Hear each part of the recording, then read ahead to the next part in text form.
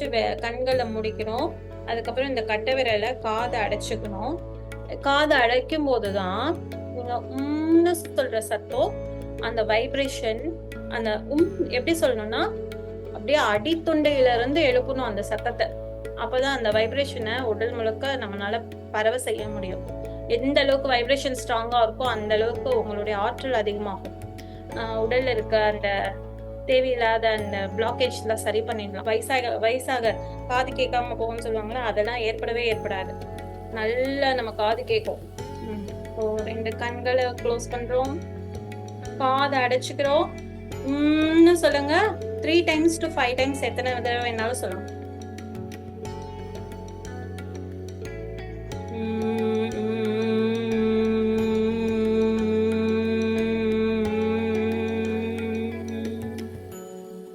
தலைவலியா ஆற்றல், அந்த இறை ஆற்றல், அந்த கோல்டன் லைட்டை நீங்க இமேஜின் பண்றீங்க இல்லையா? ஸ்டார்ட் ஆகும்போது இந்த இடத்துல ஸ்டார்ட் ஆகும் அந்த சத்தம்.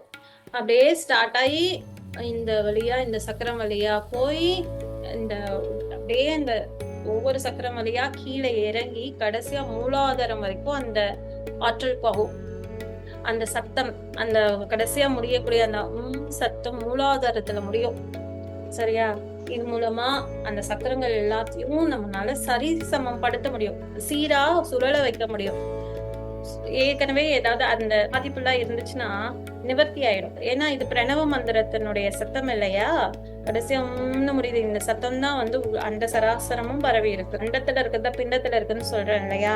அந்த சத்தம் இந்த பிண்டத்துல நம்ம கொடுக்க கொடுக்க கொடுக்க அந்த ஆற்றல், இறை ஆற்றல் ரொம்ப அதிகப்படியான சக்தியை கொண்டு வந்து நல்ல அந்த சக்கரங்கள் எல்லாம் வேலை செய்ய வைக்கும்.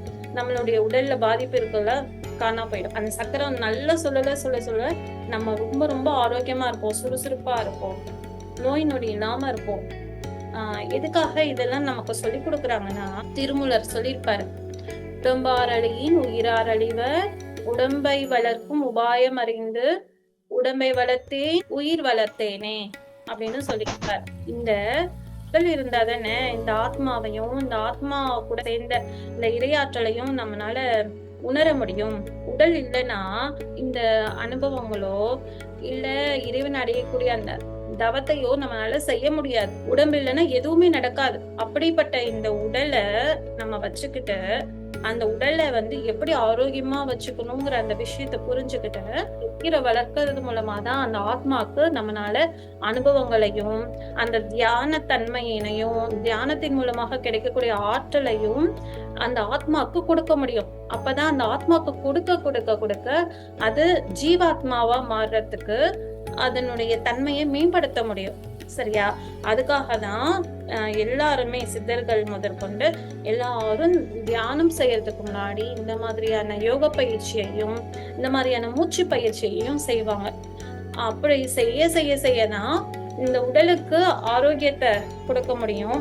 இந்த தியானம் செய்யும் போது நமக்கு நிறைய ஆற்றல் கிடைக்கும் இல்லையா? தெய்வீக ஆற்றல்லாம், அந்த ஆற்றலை உடல் முழுக்க சரியா கொண்டுட்டு போக முடியும்.